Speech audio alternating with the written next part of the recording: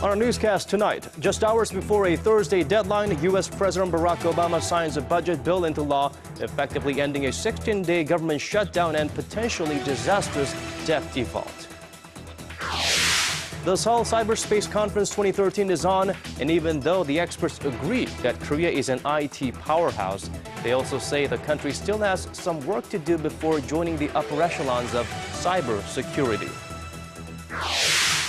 The KOSPI broke the 2,050-point barrier today, the first time it's done that in more than 2 years. Foreign investors extended their buying streak to a record 35th session. Will it continue? We have these stories and more, so stay with us.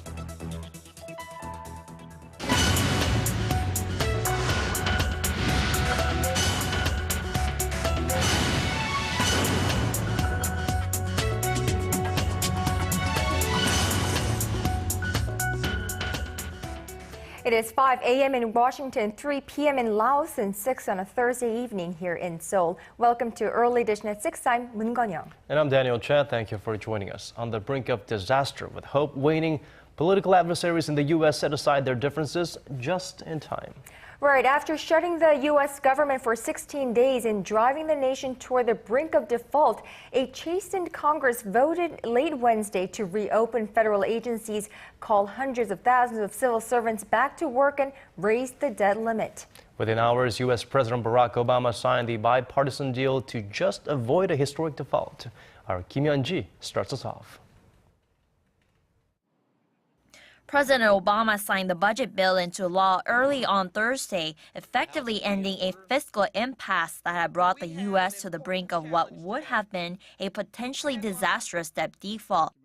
The deal was crafted on Wednesday in the Senate, where it was approved by a vote of 81 to 18, and was then sent over to the Republican-controlled House of Representatives, which passed the deal with 285 votes in favor and 144 against. Our country came to the brink of a disaster. But in the end, political adversaries set aside their differences and disagreements to prevent that disaster. The agreement will fund the government until January 15th and extend the country's $16.7 trillion borrowing limit until February 7th. The agreement also leaves President Obama's signature health care law virtually intact, representing a major defeat for Republican conservatives in the House, who had wanted to either defund or delay it. This is far less than many of us had hoped for, frankly, but it's far better than what some had sought. Now it's time for Republicans to unite behind other crucial goals. The deal also stipulates the creation of a panel comprised of members of the House and Senate to draw up another longer-term budget deal by December 13th, which means that this could be the beginning of another round in a long-running debate over the federal budget. Most importantly for federal workers, the plan also provides compensation for hundreds of thousands of government employees who have been on temporary leave since October 1st. The White House Budget Office said they should expect to return to work on Thursday. Kim Ji-yeon, Arirang News.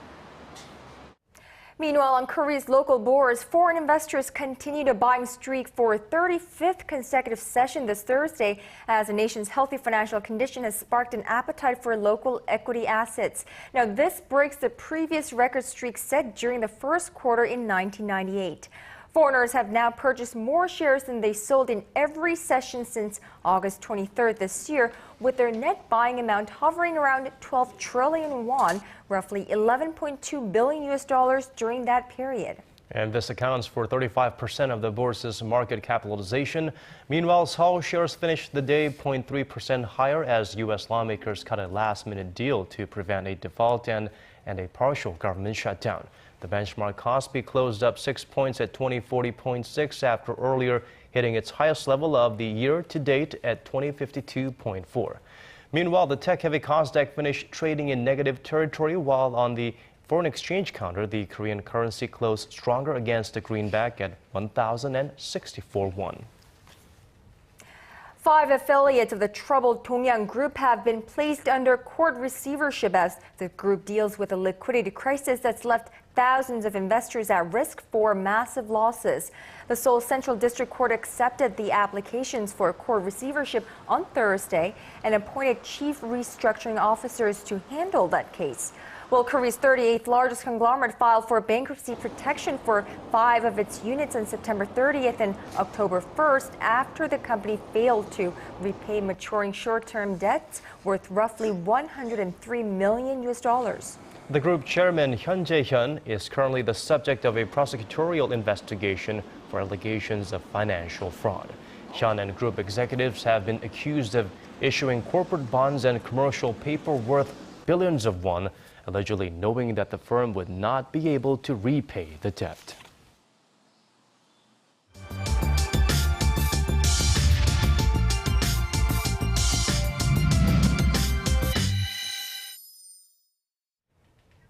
Now, Seoul is playing host to one of the biggest internet conferences in the world over the next 2 days.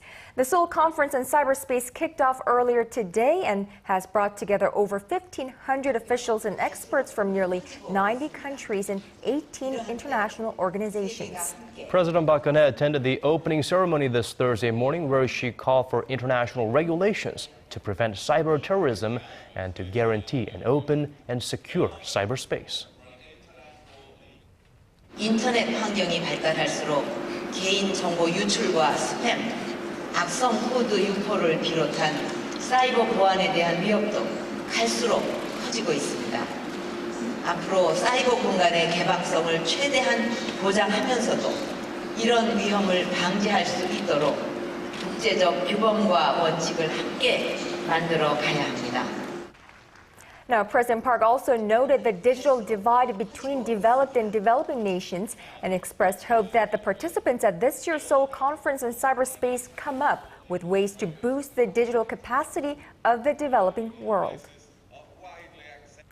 So the Seoul Conference on Cyberspace 2013 kicked off in the Korean capital on this Thursday, where roughly 1,000 delegates from more than 80 countries have come together to come up with better ways to create an open yet secure cyberspace. The Seoul gathering is the third of its kind following those in London and Budapest, and our Song Ji-hyun tells us the major agenda items that will take center stage at Seoul Cyberspace Conference 2013.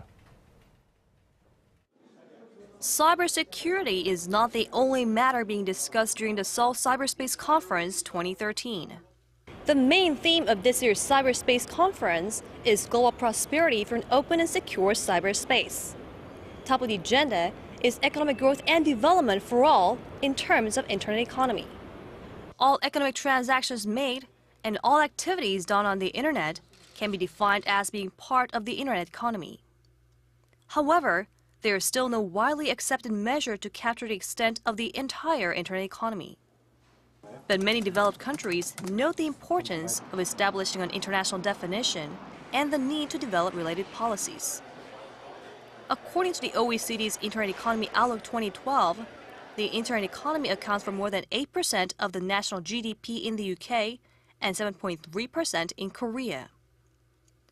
The ICT-related internet economy is also performing better than other sectors, both in growth rate and job creation.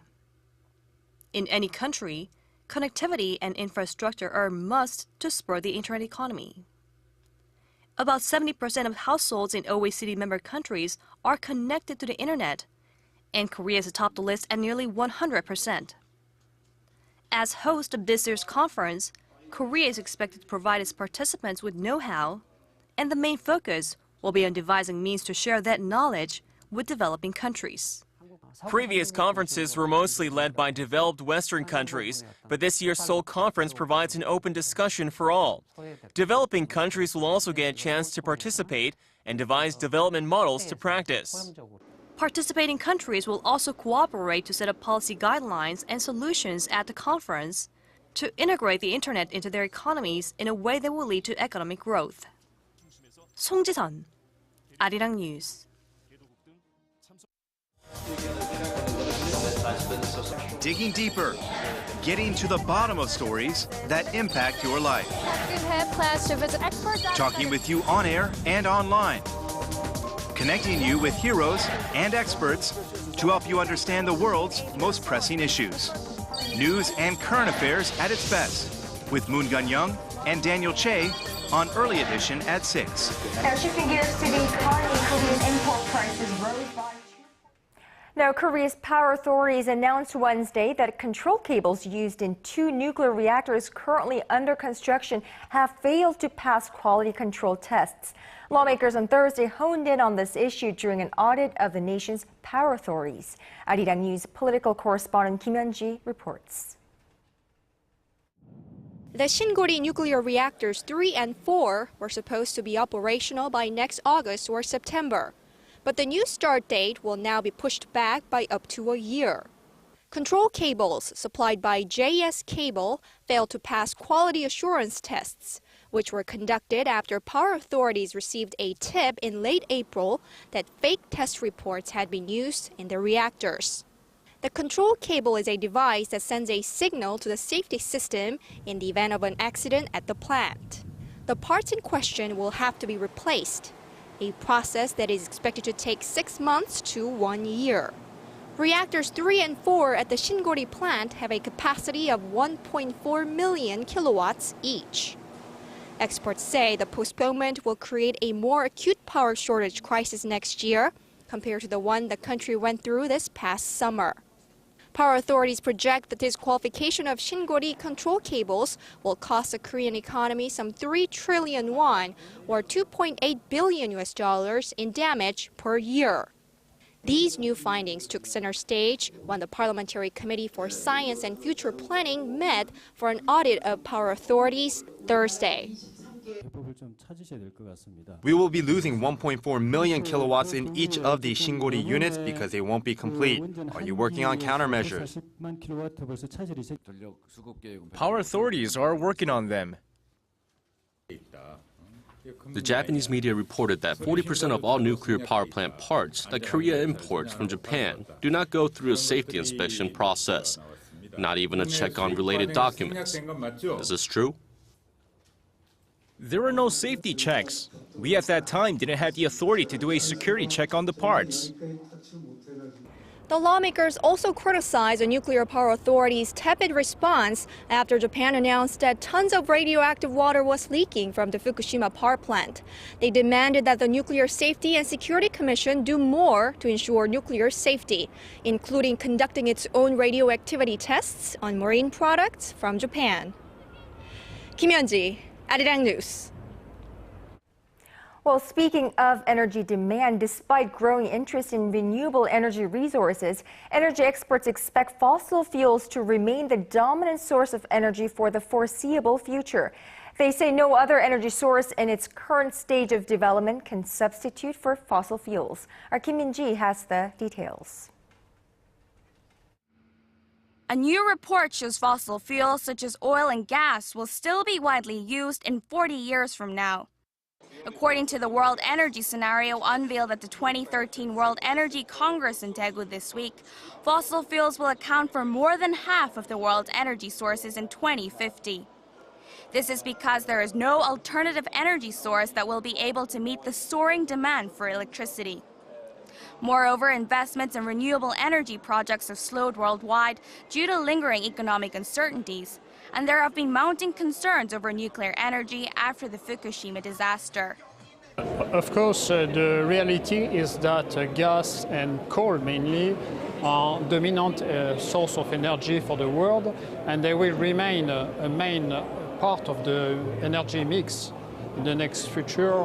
It's clear that we're going to need all types of energy if we're going to deliver the needed energy for the demand that's going to come. This will likely bring a boom for natural gas, a fossil fuel more efficient than oil and one that does less environmental damage, and rock-extracted shale gas. Global and national energy policies are expected to put higher emphasis on controlling the demand for electricity rather than increasing the supply. In fact, new technologies created to manage electricity demand are emerging as new markets. We used to just think about supply, but now we are focusing on how to manage demand and how we can combine Korea's software and information technology competitiveness into this sector. Analysts say that if the current trend continues, it will be very difficult for the world to achieve the United Nations goal of slashing global greenhouse gas emissions. Kim Min-ji, Arirang News. The search for the bodies of those killed in a Lao airline crash in the Mekong River continues. The plane crash left no survivors. Officials say the Lao airplane crashed while attempting to land in bad weather at Pak Se Airport in the south of the country. The crash left all 49 passengers dead, including 3 Koreans. Officials at the Korean embassy in Laos have identified the 3 as Lee Jae-sang and Lee Hong-jik, both male in their 40s, and Lee Gang-pil, a businessman in his 50s. Also among the dead are 4 nationals from roughly 10 countries, including 7 from France. Local officials say 6 bodies have been recovered so far, not including the Korean nationals, and the recovery efforts could take a while because of the low visibility due to poor water quality. The creme de la creme of the ballet world are in Seoul for K-Ballet World, a festival that showcases a mix of both classical and modern pieces. Our Connie Lee has the story. From dance numbers that move to some electronic beats, to the more elegant, traditional ballet pieces, this is just a snippet of this year's ballet festival at the Seoul Arts Center. The K-Ballet World, in its 5th run this year, started Wednesday with an opening performance that ended with prima ballerina Kim Ji-young gracing the stage. This is a great opportunity to see performances by other dancers and see the works of different choreographers, so this really feels like a fun festival. The week-long festival, hosted by the Korea Ballet Association, features the highlights of different performances from each dance company involved. This includes Korea's top ballet companies, which are Universal Ballet and Korean National Ballet.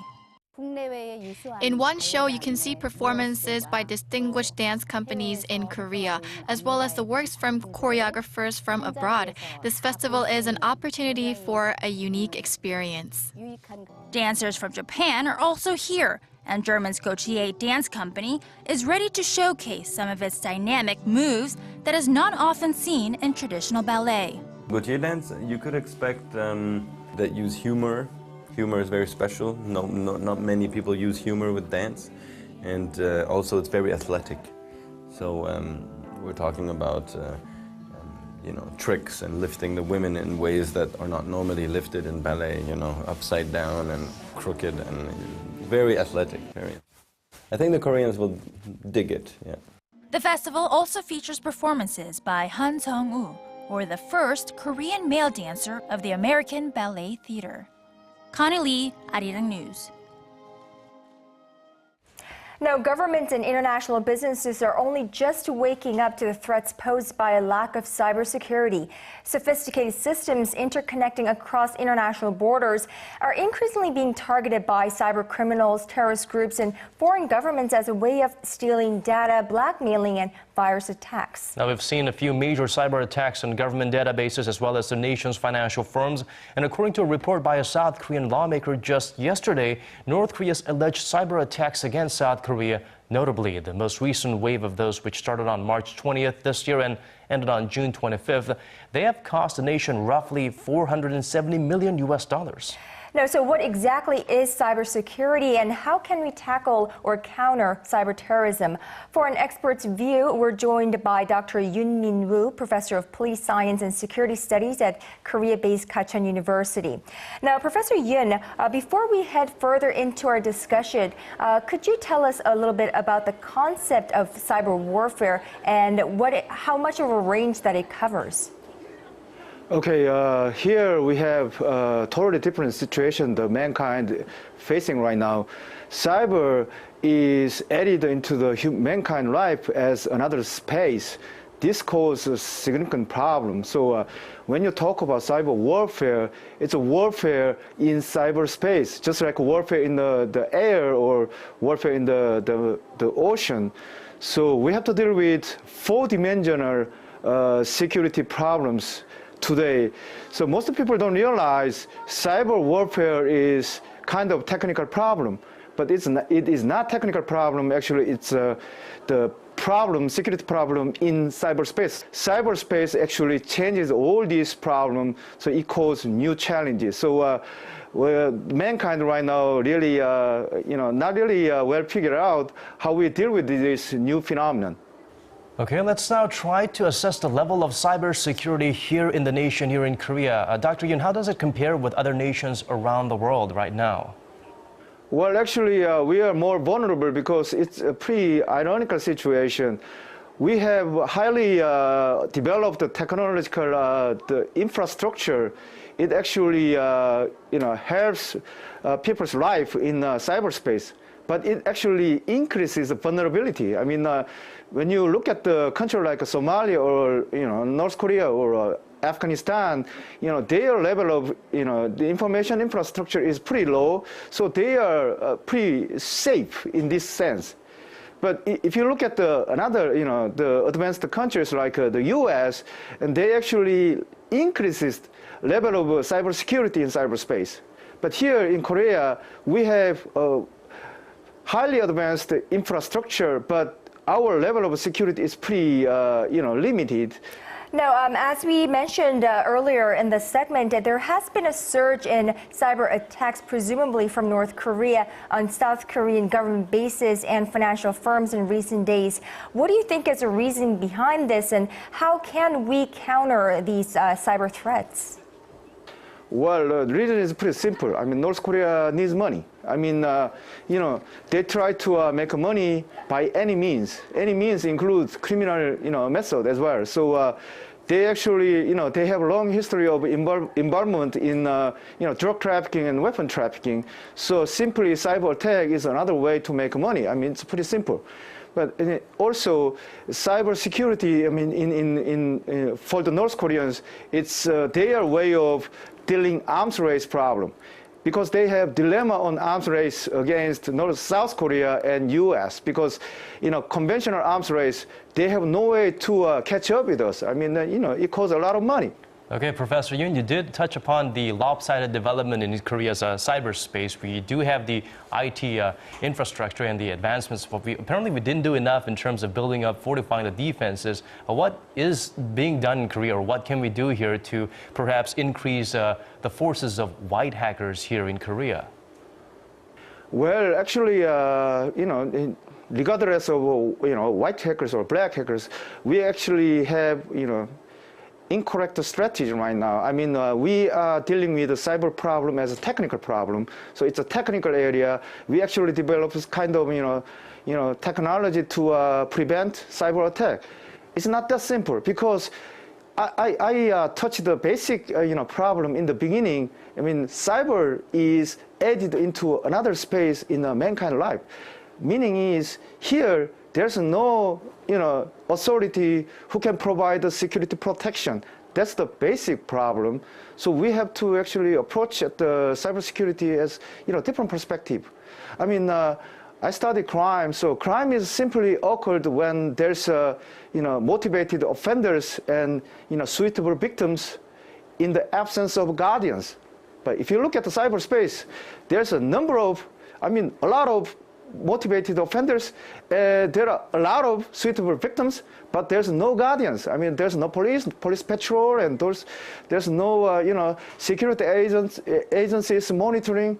So it's basically no security there. And I think there are two major points that you noted that are very important about cyberspace. First, the lack of regulations in cyberspace.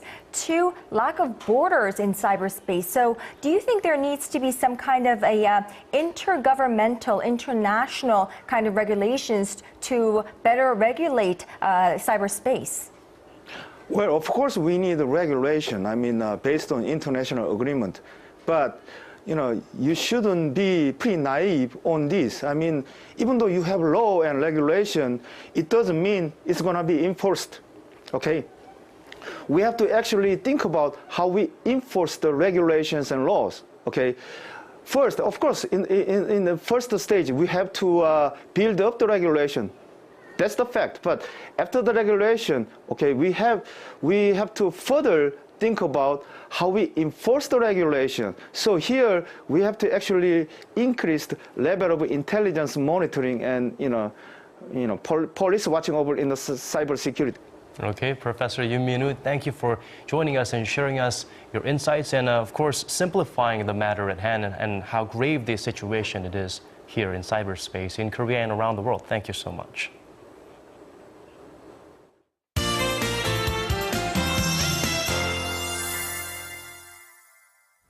Time for weather. That means we turn to our Kim Bo-kyung. It was a really cool morning today here in Korea. Right. I think it's been colder than it normally is this time of the year, if I remember correctly. So let's go over to our Bo-kyung. Bo-kyung, tell us.